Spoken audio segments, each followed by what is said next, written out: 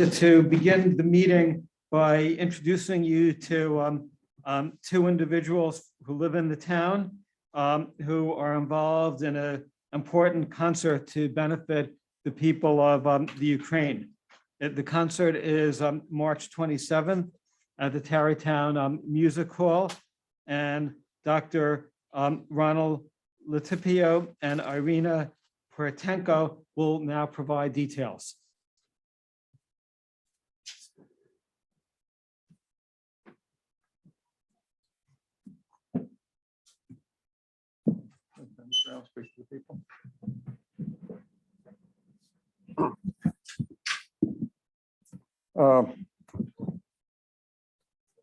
Thank you, Mr. Finer, members of the town board. My name is Ronald Litepio, and I am a 40-year resident of Hartsdale, a retired physician, and a lifelong second-generation Ukrainian American. I have been asked to give a little background presentation for a benefit concert for Ukraine to be held in Tarrytown Music Hall on Sunday. I believe it's 8 o'clock. I was hoping there'd be a picture of the poster up this Sunday. Or the land of the free and the home of the brave.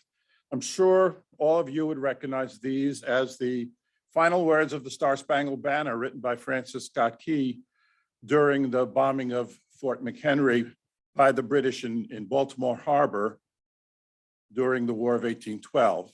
And ultimately, this became the national anthem of the United States of America. I'm immediately struck by the appropriateness of these words today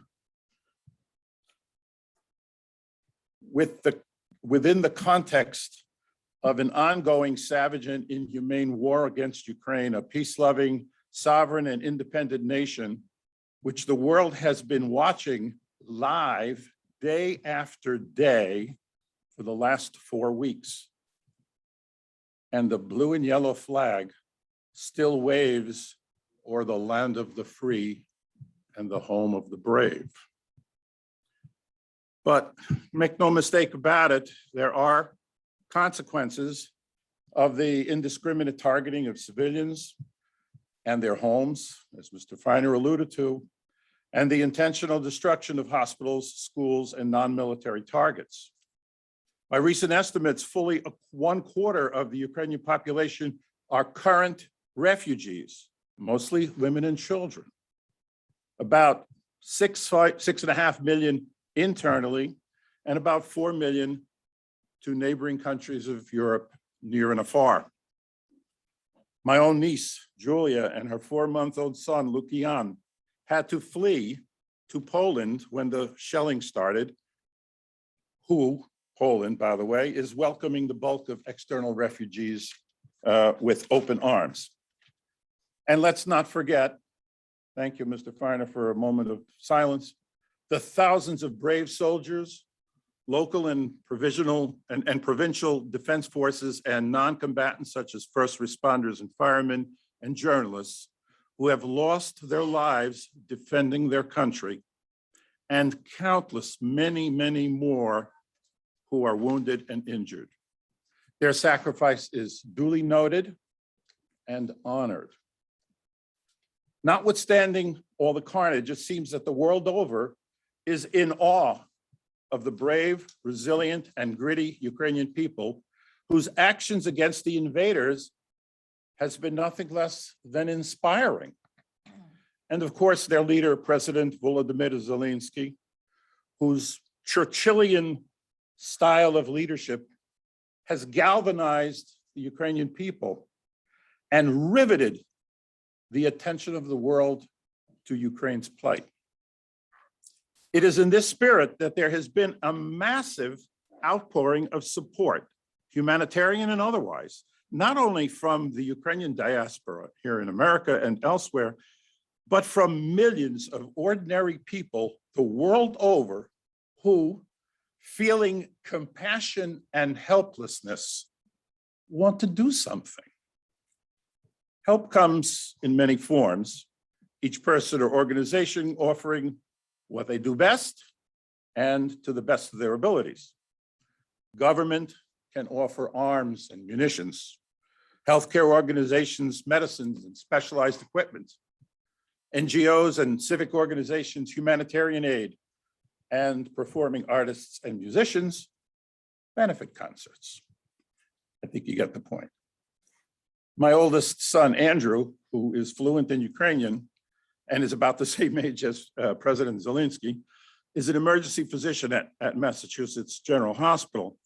He is volunteering to deploy to Moldova to provide medical care for the war refugees who are there. I'm sure we will all bid him Godspeed. I think he's leaving on Saturday. Before I turn the presentation over to the organizer of the Tarrytown Benefit Concert for Ukraine, I want to thank all of you for your attention and for your support of this event. You can be assured of the gratitude of the Ukrainian people, both in their homeland and in the diaspora, for your ongoing support of them in their darkest time of greatest need. And one last thing, I'm not only here helping to promote the event, but I'm also a performing participant in it as well. I've been a 60+ year member and soloist with the Ukrainian chorus Dumka of New York, who recently performed Prayer for Ukraine on Saturday Night Live. Excuse me. When you hear the extraordinarily beautiful solo, choral, and instrumental works being performed largely by Ukrainian composers at the concert, when you see the fervor and the passion on our faces as we put collective prayer to music for the good of Ukraine, you will experience a warm feeling in your heart that you came out to support Ukraine. You will not be disappointed, and we thank you for it. It's now time to turn over the lectern to Dr. Irena Portenko, who is the organizer and featured piano soloist at the concert on Sunday. She is a musician all her life, started playing piano at age 3, had her first solo performance with the Ukrainian National Orchestra at the age of 8. Got her bachelor's degree in Kyiv. She's born and bred in Kyiv. By the way, Kyiv has 2 syllables, Kyiv, not what you hear on TV. And got graduate degrees and a master's and a doctoral degree from the University of Michigan School of Music. She teaches piano privately, performs regularly internationally, and is a faculty member at the Music Conservatory of Westchester in White Plains. She is also the founder and runs a international classic music festival in the Bad Gastein Valley in Austria every summer. With pleasure, I would present Dr. Irena Portenko.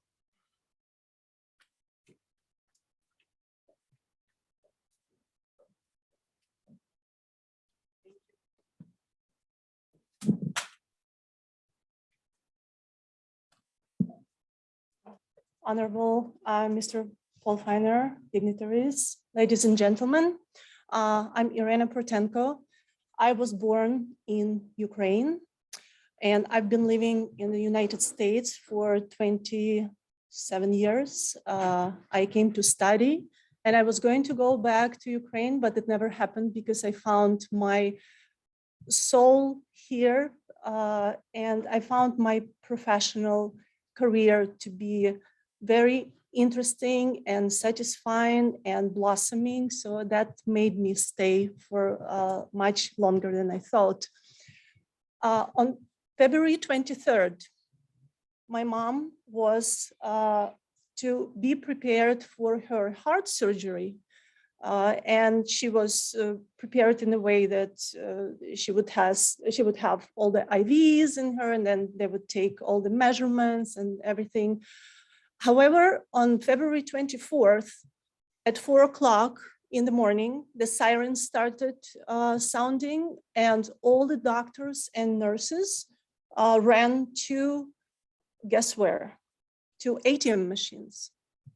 Because that's the first thing that people needed to get some money to survive. Because everybody was saying the word war, but nobody could really understand what was happening. So my mom was trying to call anybody, nurse or the doctor, and she couldn't reach for anyone. So she took her stands with IVs, and then she ran after everybody else. She was, I think, 15th or 16th in the line for the ATM machine. She could get some of it, fortunately, so that she could get home only 6 days after. And the front line was less than a kilometer, less than 0.6 miles from the hospital. So this story and changed my perspective of things. I personally started cherishing moment right now, what is happening. And also I address to my students whom I teach. I ask them not to procrastinate, not to wait for a long time until they want something to happen, so that they act right now, immediately, and they make their plans and dreams as soon as possible. So that's really, that situation changed my plans. So I'm maybe first 2 days, February 24th and 25th, were, how to describe it, rather shock and deep grief. I couldn't put my finger on the situation because usually, even if you think of some really gruesome situation, when someone is ill, you understand what's happening. You can think of the steps that need to be made for this person to get better, or if not, then you understand what's going to happen. In this situation, nothing is understood. I cannot fly there. I cannot be with my family. And they are spending most of the time in the bomb shelters, sometimes with no water, no food. And I feel that this is not the life that they deserve at this point. So the day 3 or 4 after this happened, some very high level energy came into me, and I thought, okay, I have to do something, and what to start with. And I'm an artist, and I'm using my skills, my talents to spread the word and to ask people to gather, to listen to the music, and to help as much as they can. So this is what's going to happen on Sunday, and you're all invited, please. I really hope there are tickets left, because I think it's almost sold out, which I'm very proud of. When I started it, someone told me that I don't think you're going to get more than like 100 people, so maybe 150 at the most. So, well, it's almost sold out in Tarrytown. And 2 days later, I'm playing at the Wild Recital Hall at Carnegie Hall. It's going to be my solo concert, and it's also almost sold out. So I think people's response is overwhelming. It's outpouring. I get messages from people whom I hope they forgive me. I forgot about them, that they existed in my life. Some students that I taught many years ago, some friends whom we were friends in Michigan or some other places, and they were writing messages. I literally do not have time to answer to everybody, but I'm trying to. So please come, please help if you can. And if there are any questions, I can answer them right now. The only thing I have to run, I'm accompanying someone at the concerto competition in Hastings or Hudson. So, but I can answer a few questions if you have, please. Thank you. Yeah. Anyone have questions or? Because I do help on many levels, also transfer people from the big cities where there's danger. So they're particular way that people get from one place to another. They don't drive with one car, they drive with the caravan of cars that are moving very, very slowly, because in front there can be occupants that can start shooting.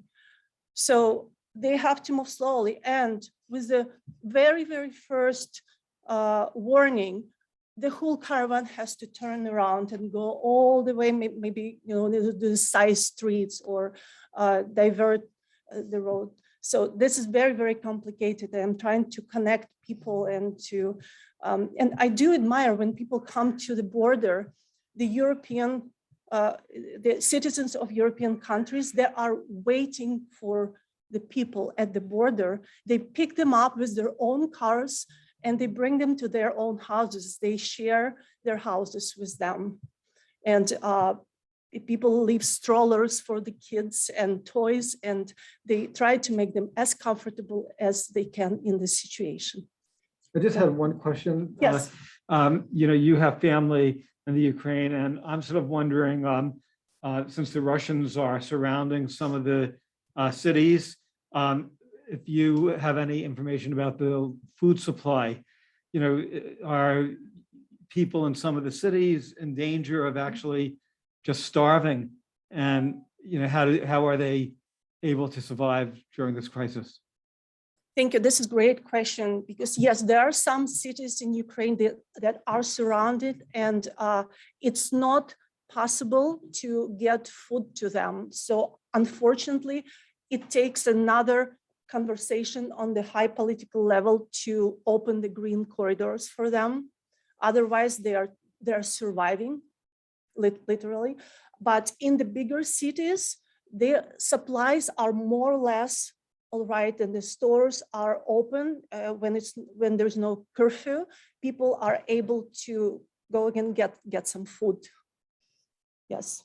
If people want to donate funds, is there a vehicle through which they can do that you're aware of, that you can let everyone know, and the public as well that's viewing? Thank you for this question. I personally work with two big organizations. One is called Razom for Ukraine, and another one is called United Help Ukraine.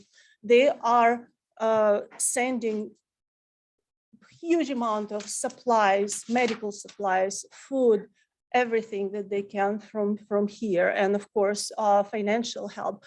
But I have, for example, in my own case, I have organized the fund since I'm an artist, and I understand what it takes to nurture your career in one place, musical career or career of an artist.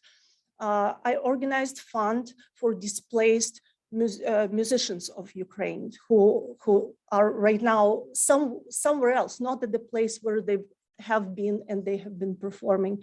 So, and I have a particular list of people who are very, very talented young musicians who were on the peak of their careers, and all of a sudden everything stopped. So this is something that I personally do. And I know a lot of people who need help in Ukraine personally, because I'm in communication all the time, day and night.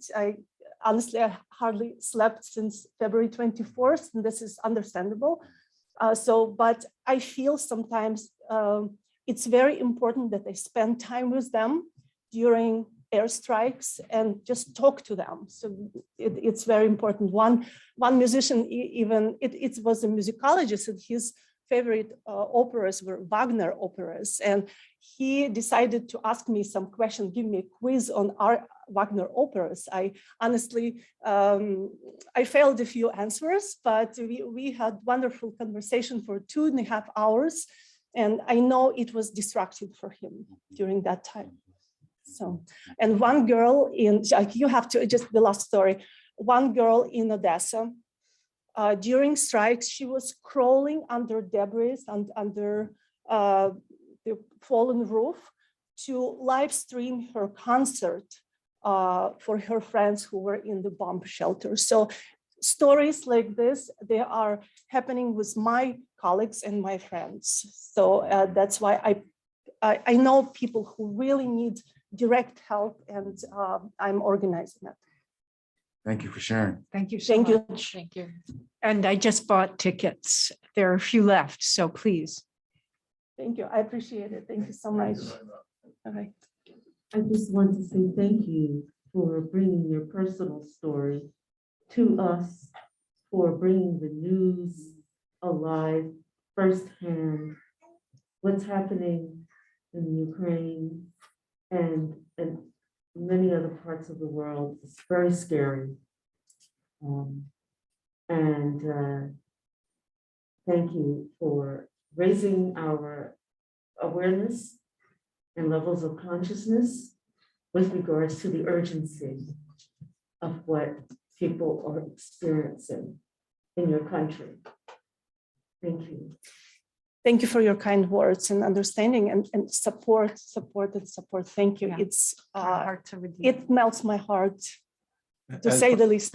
As far as you're aware, do they have access to news media that's not propaganda? Yes, yes. It's this is healthy information that is coming out of their media sources. Absolutely. Okay. So that's why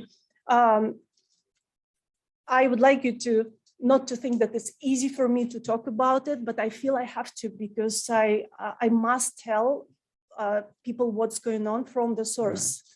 And that's why I'm here. That's why I've been communicating with the media, with the journalists, and because this is very, very important. So, thank you. Thank you for all you're doing. Thank you. Thank you so much for your questions, and thank you, and have a good